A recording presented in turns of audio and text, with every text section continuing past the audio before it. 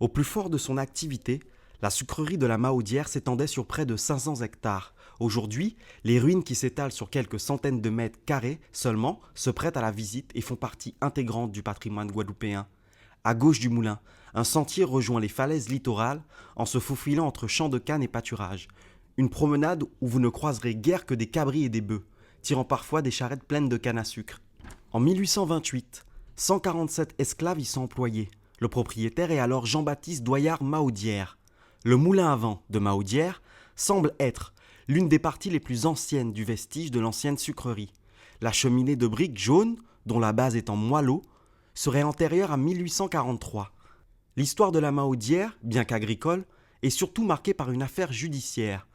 Un procès célèbre, en 1840, mettait en cause le propriétaire de l'habitation, la Mahaudière, arrêté sur dénonciation. Il était poursuivi pour séquestration prolongée et torture exercée à l'encontre de Lucille, une de ses esclaves, qui l'accusait d'avoir empoisonné son épouse. Lucille avait été enfermée pendant 22 mois dans un cachot sans lumière, les pieds et les mains enchaînés.